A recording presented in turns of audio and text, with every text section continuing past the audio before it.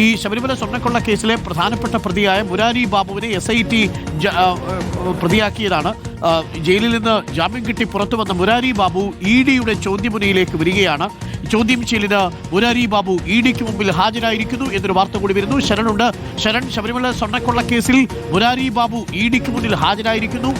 ചോദ്യം ചെയ്യലിന് ഹാജരാകാൻ നേരത്തെ നോട്ടീസ് നൽകിയിരിക്കുന്ന വിവരം നമ്മളാണ് പുറത്തുവിട്ടത്. ED അന്വേഷണം ആരംഭിച്ച ശേഷം ചോദ്യം ചെയ്യുന്ന ആദ്യത്തെ വ്യക്തിയാണ് മുരാരി ബാബു. മറ്റു പ്രതികൾക്കും നോട്ടീസ് അയച്ചിട്ടുണ്ട് എന്നുള്ളതല്ലേ നമ്മൾ മനസ്സിലാക്കുന്നത്. മുരാരി ബാബുവിന്റെ സാമ്പത്തിക ഇടപാടുകൾ അടക്കം ഇപ്പോൾ പരിശോധിക്കാനാണോ EDയുടെ നീക്കം? അറസ്റ്റിലേക്ക് കടക്കാനുള്ള സാധ്യതയുണ്ടോ ഈ ഘട്ടത്തിൽ ശരൺ?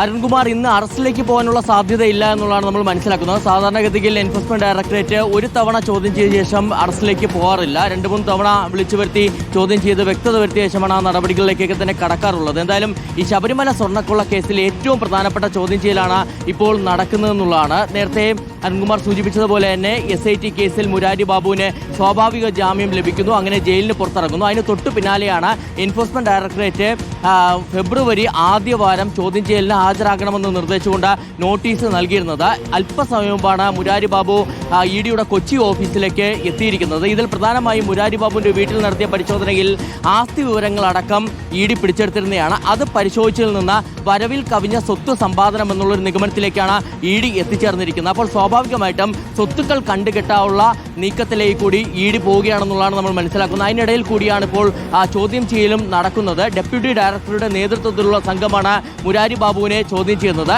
മറ്റൊരു പ്രധാനപ്പെട്ട കാര്യം, നേരത്തെ നമുക്കറിയാം SITയുടെ തന്നെ വളരെ പ്രധാനപ്പെട്ട കണ്ടെത്തൽ ഈ സ്വർണം ചെമ്പാക്കി രേഖപ്പെടുത്തിയിരുന്നത് ശബരിമലയിലെ മുൻ അഡ്മിനിസ്ട്രേറ്റീവ് ഓഫീസറായിരുന്ന മുരാരി ബാബുവാണ്. അങ്ങനെയാണ് SIT കേസിൽ അദ്ദേഹത്തെ പ്രതി ചേർക്കുന്നത്. ഇതിൽ അങ്ങനെ സ്വർണം ചെമ്പാക്കി രേഖപ്പെടുത്തിയതിലൂടെ സാമ്പത്തിക നേട്ടം ഉണ്ടായിട്ടുണ്ടെന്നുള്ള ഒരു സംശയം കൂടിയാണ് EDക്കുള്ളത്. അതിലടക്കം വ്യക്തത വരുത്താനുള്ള ചോദ്യം ചെയ്യലാണ് ഇന്ന് നടക്കുക. ഏതായാലും മറ്റ് ചില പ്രതികൾക്ക് കൂടി സമൻസ് അയച്ചിട്ടുണ്ടെന്നുള്ള വിവരം കൂടി നമുക്ക് ലഭ്യമാകുന്നുണ്ട്. ഇപ്പോൾ ഈ കേസുമായി ബന്ധപ്പെട്ട്, അതായത് നേരത്തെ എൻഫോഴ്സ്മെന്റ് ഡയറക്ടറേറ്റ് പ്രാഥമിക അന്വേഷണം പൂർത്തിയായിക്കൊണ്ട് ECR രജിസ്റ്റർ ചെയ്യുന്നു. അതിന് പിന്നാലെ വലിയ റെയ്ഡിലേക്ക് കടന്നിരുന്നത് നമ്മൾ കണ്ടിരുന്നതാണ്.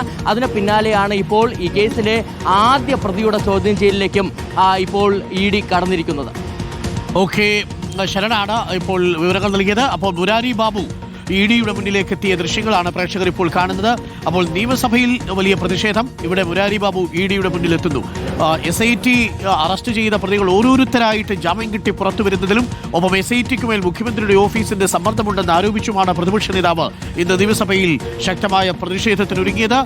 പ്രതിഷേധം സഭയ്ക്കുള്ളിലേക്ക് കൂടി കൊണ്ടുപോകുന്നു. ഈ സാഹചര്യത്തിൽ അവിടെ പ്രതിഷേധം നടക്കുന്നു. ഇവിടെ മുരാരി ബാബു EDക്ക് മുന്നിൽ ചോദ്യം ചെയ്യാൻ ഹാജരാവുകയും ചെയ്യുന്നു. തിരുവനന്തപുരത്ത് പ്രതിഷേധം, കൊച്ചിയിൽ മുരാരി ബാബു EDക്ക് മുന്നിലേക്ക് എത്തുകയും ചെയ്യുന്നു.